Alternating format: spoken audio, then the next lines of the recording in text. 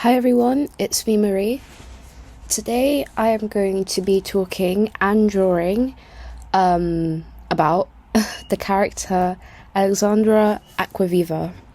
Once again, I got that surname quite recently, so that's up to change. I may change it. I just like the name right now because it links to water and it's like the only name I can find that is linked to water, and I'm not really ready to ask anyone because I don't have any Italian friends, which leads on to the character Alexandra. She prefers to go by Alexa because she thinks it's a cool name. She doesn't like the nickname Alex because she feels like that's so common, and she likes to be different. She likes to be unique, so she chose Alexa instead because it's a nice name, it's catchy, rolls off the tongue, and it's something that her mother won't mind. Like, her mother is fine with it, which is one of the very few things her mother is happy about when it comes to Alexa, because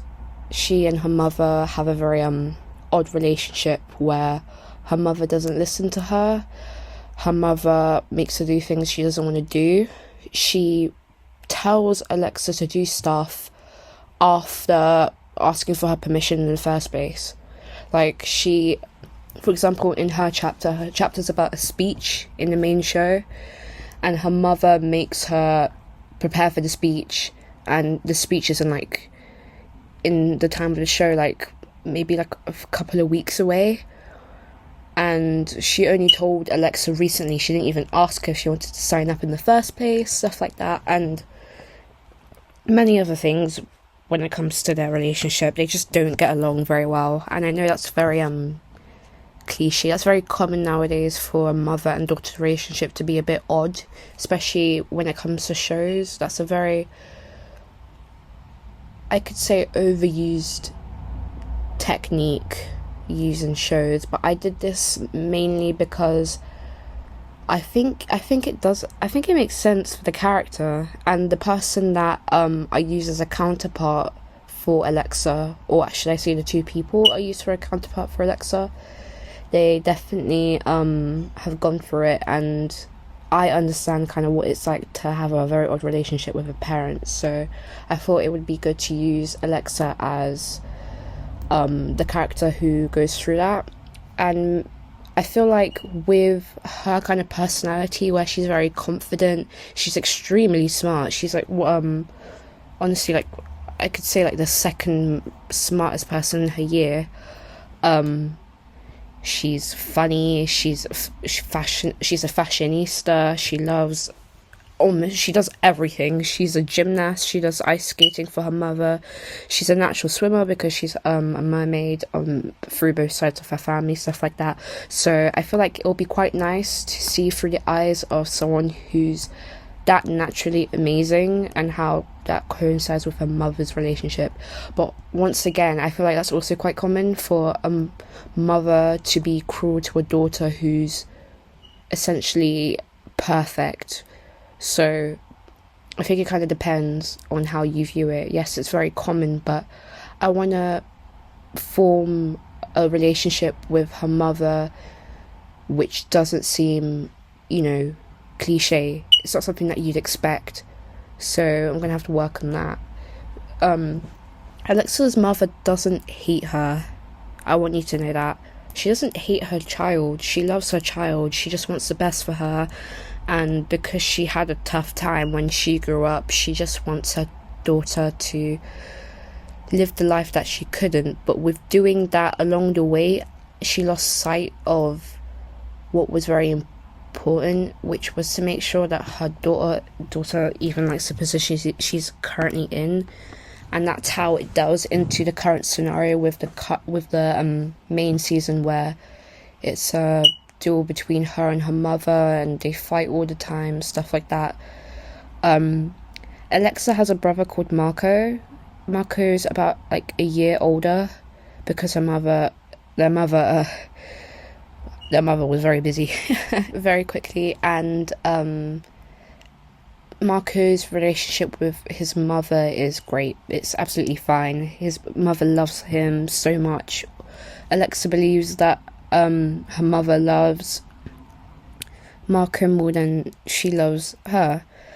At the moment, in terms of the name of the mother, I'm thinking about Katerina, but I'm trying to find some other Polish names because Alexa's maternal side is Polish and her paternal side is Italian, so that's why she has an Italian surname, and her father is who she gets the elemental magic from. Her father is a water element. He's also a direct descendant of the water element. Alexa is the second tallest in the group. She has long blonde hair, which can never change. It's always blonde and it's always long. She can cut it, but it will always grow back to its original length because it's a mermaid thing. And her brother Marco doesn't seem to inherit these kinds of characteristics. I'm not really sure how to explain why, because I don't want it to be just because, he's a boy, so, he doesn't have to grow long hair. But maybe I could do a thing where he does retain that kind of gene, and his hair does grow long all the time. He just prefers to have short hair, so he uses magic and scissors to cut it off all the time. But the growing process is extremely fast, which I kind of want to explore in the main show. She does cut her hair all the time. She dyes her hair, she curls it, so and so, and it just returns back to its original state, which upsets her a lot of the time. But in her defense, it's a really good way to experiment with new colors and for the other main girls to try and see what kind of hairstyles would look good on themselves by using Alexa sort of as this guinea pig, which is a bit unfortunate for her, I may say, but I think it's just a nice thing between the squad. I don't know if device would be the best term to use, but Alexa is someone that I don't really want the viewers to initially like. I want them to find her annoying, to find her a bit rude, because as she really wants to be kind of like her parents, Alexa has inherited some personal opinions which others may not necessarily agree with. In the beginning, she's quite prejudiced to a lot of different species types, as well as a lot of people from different cultures, which is touched upon a lot in the show, and she at times can be she can use a lot of stereotypes which are very harmful. Her political opinions are same as her parents. She's very conservative. If Alexa was a real person, she'd be a Tory, no doubt about it. At least in the beginning of the show, that's the kind of person she'd be. At least one of the typical, what you'd expect from one. She's just not a very nice person. She's a homophobe. She's not the biggest fan of trying to integrate different cultures, which I find is so funny considering she herself is Italian and Polish, and her best friends consist of a black person, someone who's Asian, and comes from Latin descent, and then you have Jade. I don't know where Jade comes from, to be honest. I still haven't really worked out where I want her to come from, because I feel like that holds so much importance, but we'll talk about Jade in another day. So Alexa is someone that you're not supposed to like in the beginning. She's rude, and if she doesn't like something or someone or a type of person, she'll make sure that they understand that she doesn't like them, which is a trait about her that even I don't like. It's something that bothers me, even though I could change it. It's something I want to keep despite it bothering me. So I think that's a good thing. I think it's good for characters to have flaws. And this, in a sense, isn't really a flaw. It's just, I guess it could be considered as a flaw, but it's something negative about a character. Because these characters, the main characters, are not perfect. And I want people to know that they have their insecurities and that, they are different types of people, rather than those goody two-shoes main characters who always do the best and stuff like that. These people have problems because they are real, at least in the show, if you get what I'm trying to say. They are real people, they are teenagers especially, so they make mistakes and they have they're still making up and formulating their own thoughts and ideas and opinions on things. So that's a journey you have to see through Alexa as you go along in her chapter. By the end of her chapter, she is definitely a better person. She's kinder, she's more considerate of other people and of herself. But she isn't completely, some incredible supporter. It's still something that develops throughout the actual show.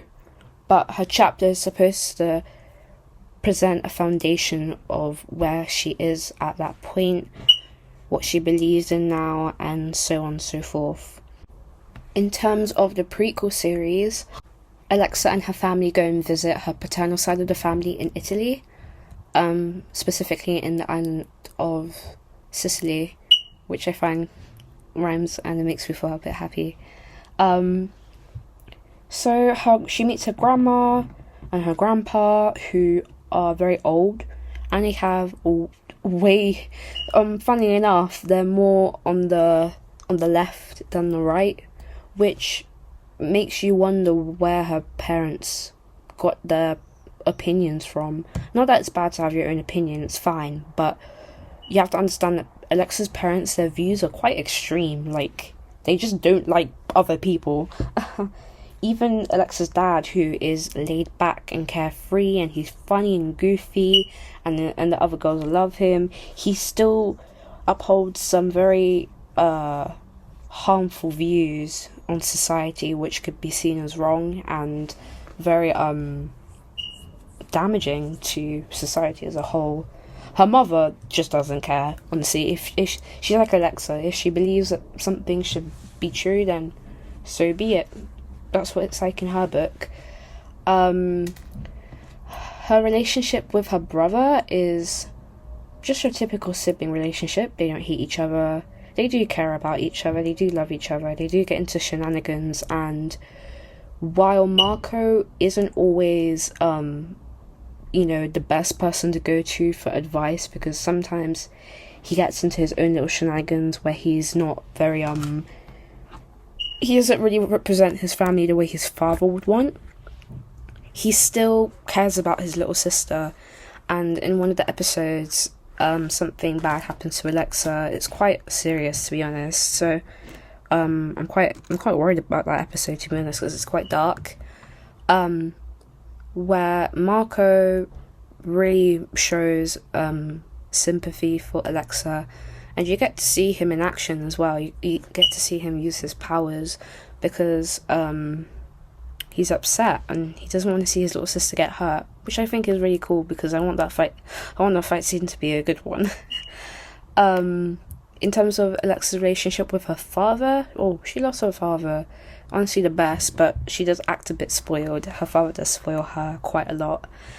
She has a very high allowance per week. She's gifted, like, I think 100's too much. I'll say she gets given like £50 a week by her parents, who are rich, because her father owns this water company that I already said in the previous video. That's his dad owns a water company that descends from since the beginning of since the original elementals, water element. He provides clean water to other countries, and obviously you need to get paid for that. But since water's so important, they're rich. So, she gets a lot of money, and she isn't very spoiled. I don't want her to be someone who's spoiled. She really cares about her friends. Her father even offered to pay for the other girls' tuition to the private school, but they don't need it anymore because they got straight in because of the elemental capabilities and through a scholarship that's provided by all schools in the country. Alexa's father has helped many people. He's a very generous person, especially towards his friends, who are the other elementals, and obviously the spouses and the partners of the other elementals too. He provided Jade's father with a car, and I'm saying a really fancy car, like the equivalent of like a Range Rover, Tesla kind of car, as a birthday gift, because he found out that they just didn't have a car. So he felt really bad. He was like, yeah, I might as well just get you a car. For one of Eliza's mother's birthday parties, he paid for this huge party for her, which the girls still talk about till today because it was so amazing, and the whole street was invited, and there was food, and it had the best performers there, and it was a very big highlight of Eliza's childhood, which she does appreciate her uncle for. They do refer to Alexa's parents as uncle and Auntie Katerina, and uncle, I can't remember the name of Alexa's dad. Yeah, Francesco. So Uncle Frank and Auntie Kat, that's what they refer to them as, because they do have a very close relationship. All the girls refer to each other's parents as aunt and uncle. I think this is really important to kind of establish the fact that these people have known each other for a very long time, and this goes through the parents' generation and grandparents and so on and so forth into the past. All the elementals are deeply intertwined with each other, and the current ones just have a really, really strong relationship with each other. I mean, the main girls refer to each other as sisters and so on and so forth, and I think it's a little cute thing to add because they do all really care about each other. And I mean, like, Eliza and Marie have keys to Alexa's house, and Eliza and so on and so forth, like, they all have keys to each other's houses except for Jadalyn, because Jadalen's new and he kind of forgot to do that. But you know, it's stuff like that I really like about them all. So that's their father for you, Francesco. Her mother, pretty chill towards the girls. She does care about them and she does love them, and she refers to them as her nieces, which I think is so sweet. She's not as capable of showing her more, you know, mean side towards Alexa in front of other people. She keeps that to herself and to Alexa, but you know, the other girls are aware that her behavior is it's not very good, and they do call her out on it in Alexa's chapter in the main show. So I think that's very important to know that the girls, they don't just stand aside and wait while all of it happens. While they know that something's happening at home, they do something about it, and that just shows how much they care about each other. In a way, in the terms of how Alexa treats her friends in the main group, the person who's the worst treated is probably Jade, because Jade is new and Alexa just doesn't like Jade. They're quite opposite. Jade's more laid back, relaxed. She's the type of person who does her homework the second before, like, the lesson. She's the type of person who goes asking for questions. She's the person who does homework late. She never has the right uniform, stuff like that. And Alexa, even though she's also laid back, she maintains some dignity, you know, because that's the kind of person who she was raised to be. So to see Jadalyn so laid back when she could, you know, be doing something else, kind of pisses her off, and it's something that she calls Jadalyn out for very much. Alexa's relationship with Eliza, they are pretty close. They are quite similar in terms of, like, personality, but they don't really realize that, and they treat each other like they're polar opposites, when in fact they're quite similar. If anything, the only thing really different about them is probably their appearance. Other than that, they share quite a lot of qualities. They like the same kind of sports, they watch the same shows, they play the same kind of video games, they like the same kind of movies, and so on and so forth. And they do care about each other, they do love each other. Alexa and Eliza met when they were in nursery, so they've known each other for a very long time. And Alexa and Eliza's parents haven't known each other before, but the only reason that the girls met in reception is because Eliza's family, they moved to the Philippines for a bit, and then they came back, but it was for, like, business and family reasons, and then they came back. So that's why Eliza, she hasn't really retained many of her, you know, words in Tagalog, so that's why she's not very fluent, but it's something that she works on throughout the show. Marie and Alexa have the closest relationship because they've known each other since they were born. They weren't born in the same hospital or anything, but they did know each other. They were born in the same hospital, just not at the same time. They've known each other since the beginning of time, since they took their first breath, and they have the closest relationship. But Alexa does treat her like a child, which you know, Marie's not very hung up on. She doesn't really mind, but she'd prefer if, you know, she was treated with a bit more maturity, or if people in the group at least trusted her a bit more. But once again, that's probably going to come out in the next video, because she's the next person in line for a chapter in the main show and in the prequel series. So as a whole, she loves her friends so much, she cares about them, and for them she's willing to change, and she's willing to do anything to make sure that they're all okay. She's willing to give them money. She doesn't mind how much money she gives them. She even offered Jade like £25 once, just off the bat, because she just felt like it. So she's willing to do what's needed to make sure her friends are happy, and she's willing to stand up for them as well. If anything, she's the one with the loudest voice. She's the type of person who put her hands up in a crowd and shout at the singer for being horrible.